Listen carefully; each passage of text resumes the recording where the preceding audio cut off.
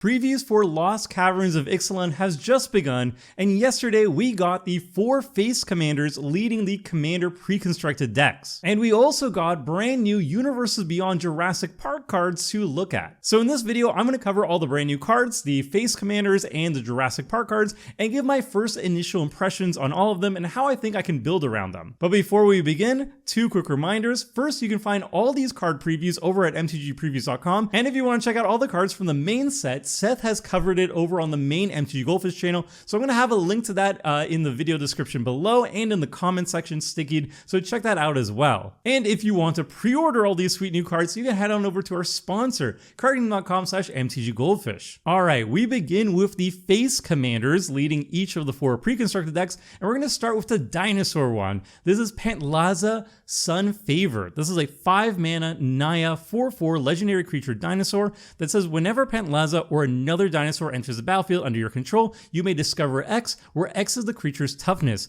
Do this only once each turn. So Discover is a brand new mechanic coming in Lost Caverns of Ixalan, and it's basically a superior version of Cascade. So what it says is exile cards from the top of your library until you exile a non-land card with that mana value or less. So in this case, it's Discover X, so it's equal to the toughness of the dinosaur entering the battlefield. Cast it without paying its mana cost or put it into your hand. Put the rest on the bottom in a random order. So very similar to Cascade in terms of execution. You're going to be exiling the top card of your library until you hit a card that meets the criteria. So it's going to be a non-land card with mana value X or less.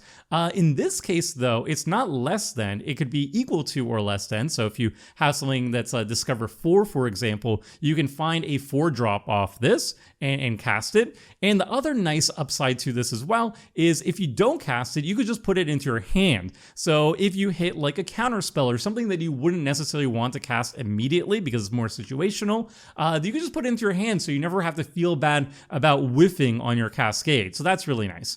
So this card is really fun. It's basically a huge card advantage and mana advantage in a dinosaur deck. The bigger your dinosaurs, the bigger toughnesses on your dinosaurs, the bigger your Cascade or Discover in this case is going to be, and that's going to yield a lot of mana advantage and card advantage. It is only restricted to once each turn, but we do have ways of getting around that to get even more value out of it. So how I expect to build around Pantlaza is utilizing its ability, working around its do this only once each turn ability with stuff like Blink. So if you blink Pantlaza, then you can discover more than once per turn. Every single time you blink Pantlaza, you can trigger its ability a single time because it's always a new entity.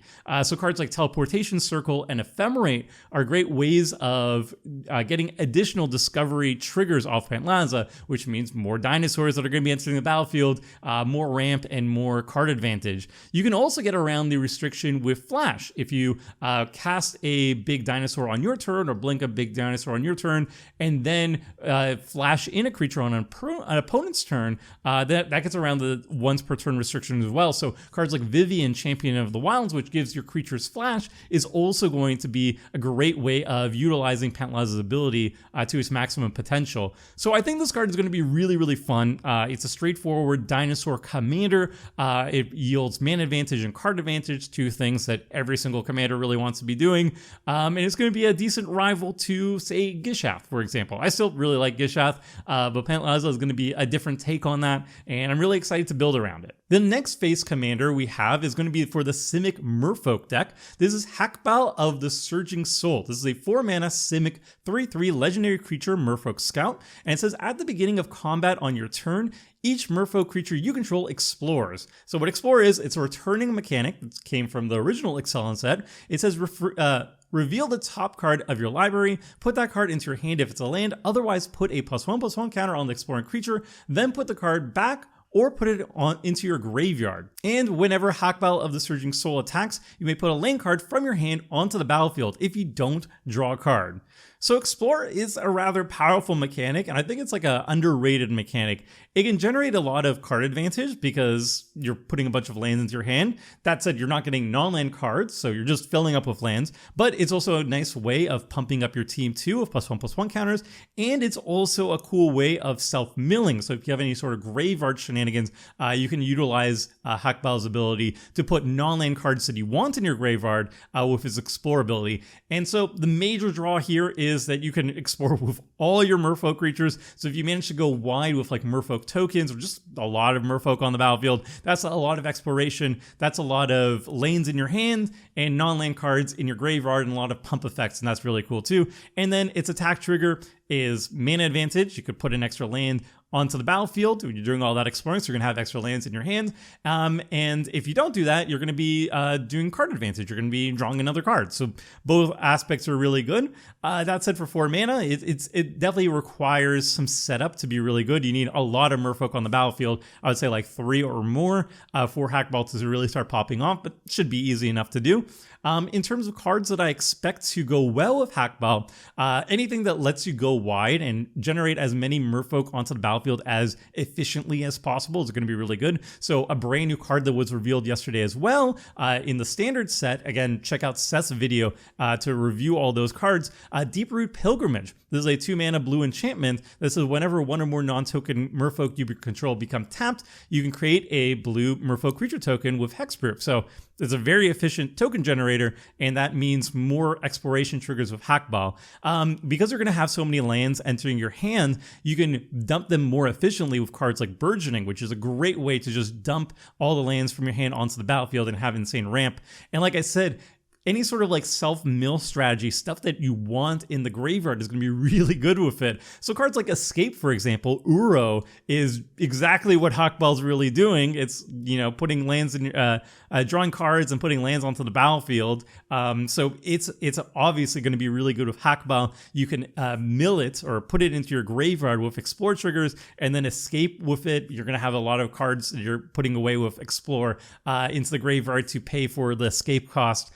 So they work really, really well together. So it's Merfolk, but it's also just like your typical Simic good stuff, which is like just ramp a lot, draw a lot of cards, but this time with Merfolk, so it has a cool little twist to it. Next up, we have the Orzhov Vampire deck, led by Clavileno, First of the Blessed. This is a 2/2 legendary creature vampire cleric that says whenever you attack, target attacking vampire that isn't a demon becomes a demon in addition to its other types, and it gains when this creature dies, draw a card and create a tapped 4/3 white and black vampire demon creature token with flying.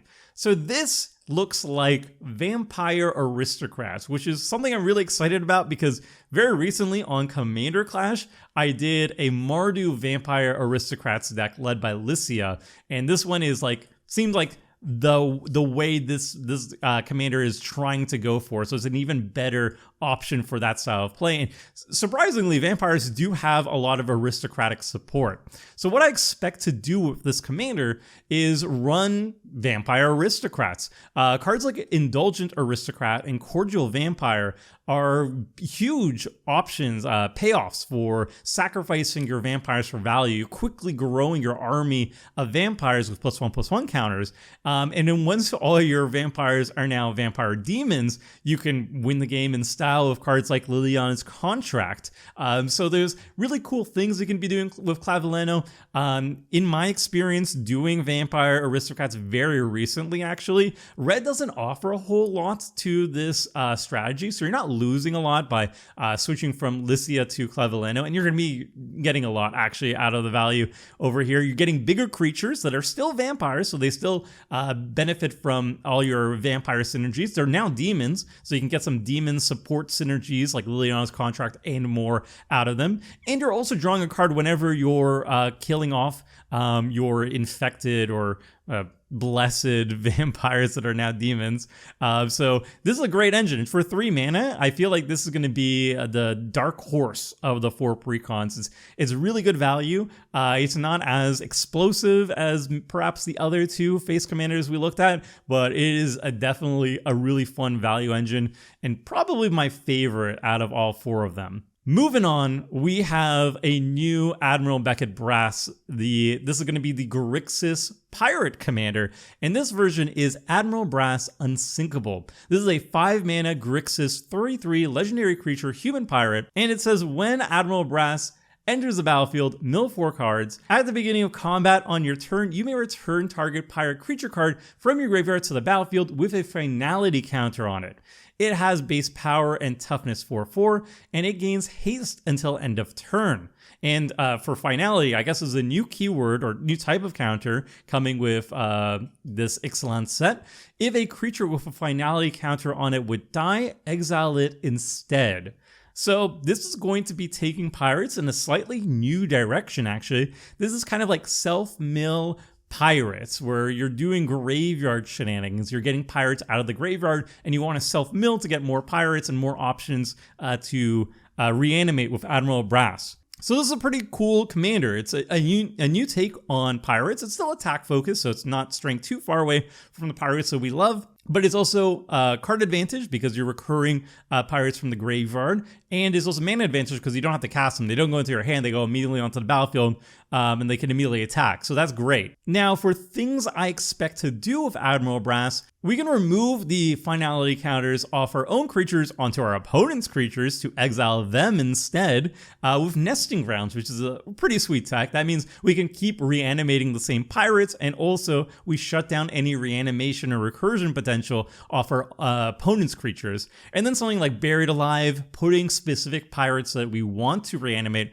with Admiral Brass directly into our graveyard from our library is going to be really good. And then if we are doing a self-mill theme with our pirates, stuff that can reanimate themselves or have some sort of utility in the graveyard by themselves is also going to be really good, like Infant Mutineer, which has a very powerful Encore ability that also happens to be a pirate. So either we can Encore it, or if we don't have any other targets, we can just reanimate it with finality counter with Admiral Brass instead. So that's how I expect to see the pirate deck running. It's going to be self-mill pirates. It's still going to be very aggressive, but it's going to utilize the graveyard to get additional gash, additional card advantage, and mana advantage. 5 mana is a lot for a commander. That's my only scariness about Admiral Brass, is that it is a 5 mana commander, so she is prone to dying like once or twice, and then you just don't have access to her. But it is a really unique take on pirates, and I'm excited to see how the rest of the precon ends up fleshing out this cool idea. So those were the 4 face commanders leading the 4 pre-constructed decks. Now we're going to check out the new Universes Beyond Jurassic Park cards that are coming out alongside Lost Caverns of Ixalan. So the first card that we got is Life Finds a Way. This is a 3 mana green enchantment that says whenever a non-token creature with power 4 or greater enters the battlefield under your control, populate.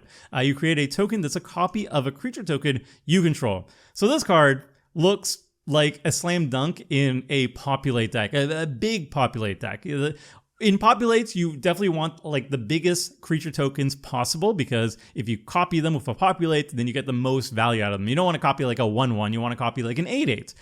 So something like Gyrid is going to really love Life Finds a Way. So this is a very narrow card, but in a populate deck, it's going to be exactly what you're looking for. It's very exciting in those decks.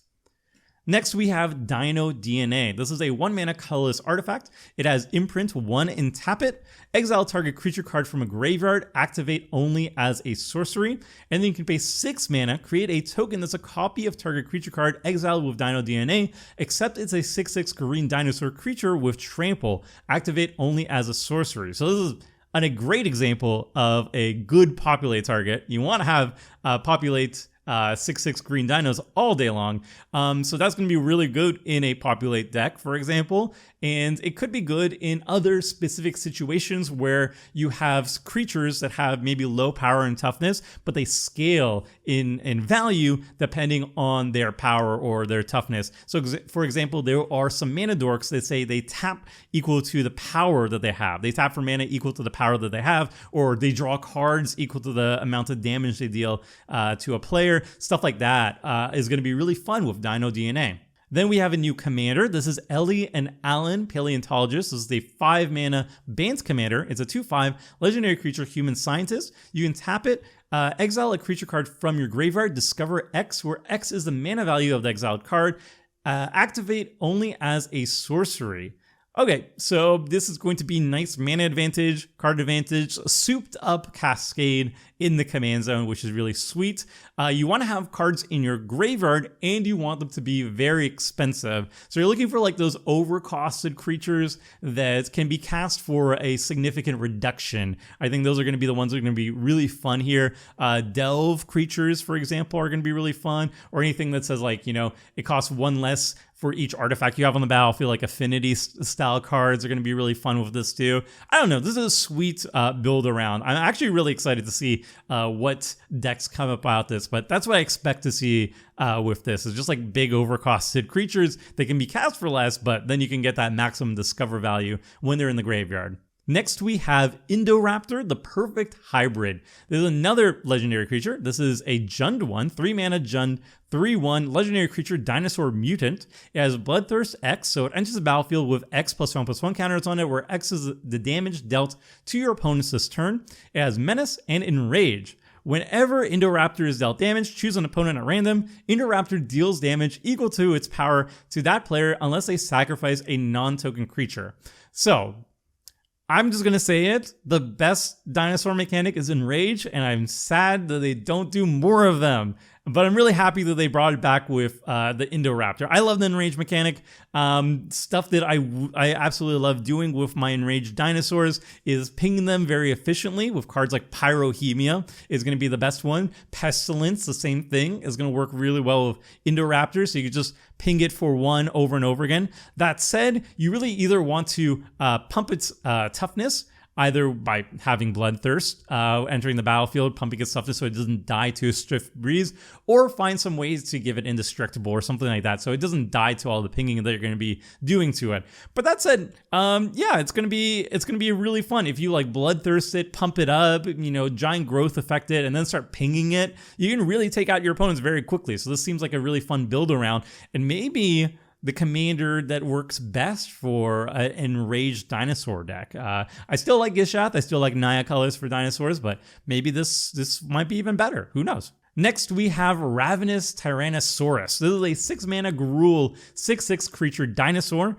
It has Devour 3, so when it enters the battlefield, as this enters the battlefield rather, you may sacrifice any number of creatures. This creature enters the battlefield with 3 times that many +1/+1 counters on it for each of those creatures, and whenever it attacks, it deals damage equal to its power up to 1 other target creature, and excess damage is dealt to that creature's controller instead. Whew. So I think even without devouring anything, just being able to attack, pick off relatively large creatures, and then dealing that excess damage to the opponent's face is just really good. Like, that's a good value creature for 6 mana. And then if it's like, you know, you devour a bunch of small creatures, for example, you make it like a 15/15 or whatever, or I can't do math, you know, like 12/12 or higher, something like that. And then you start attacking, you can do some serious damage to people's faces. Yeah, this card just looks really fun. I don't know, like you just put it in any dinosaur deck and you're gonna have a blast with it, I think. So those were the brand new cards. We're also going to be getting a bunch of reprints set in the Jurassic Park universe. So this is part of the Universe Beyond set. We have new arts and flavor text for Command Tower. We have before when the Jurassic Park opens, and then afterwards when all the humans finally leave. So the worst part of the Jurassic Park is over with. And then we also have a new version of Atla Palani. So this is Atla Palani, but the Jurassic Park version is Dr. Ian Malcolm. So it's just Atla Palani, but you have Dr. Ian Malcolm, new flavor text, or well, new flavor title rather, and new artwork for it as well. So those are all the brand new cards that we saw yesterday for Lost Caverns of Ixalan and the Jurassic Park Universes Beyond. We're going to be getting more throughout this week, and then next week we're going to have a full reveal of all 4 of the Commander pre-constructed decks. So check out MTG Previews as the previews are coming along. Every single day I'm going to be covering all the Commander-specific cards. So from the Commander pre-constructed decks and also Jurassic Park, anything that doesn't show up in Standard basically and is made for Commander, I'm going to cover it over here on the channel daily. But for everything else, if you want to see the main set, which is also going to have a bunch of Commander cards, no doubt, check out Seth's videos. I'm going to have linked to them over in the video description and the comment section. So check those out. Check on MTG Previews, like and subscribe. And until next time, friends, see ya.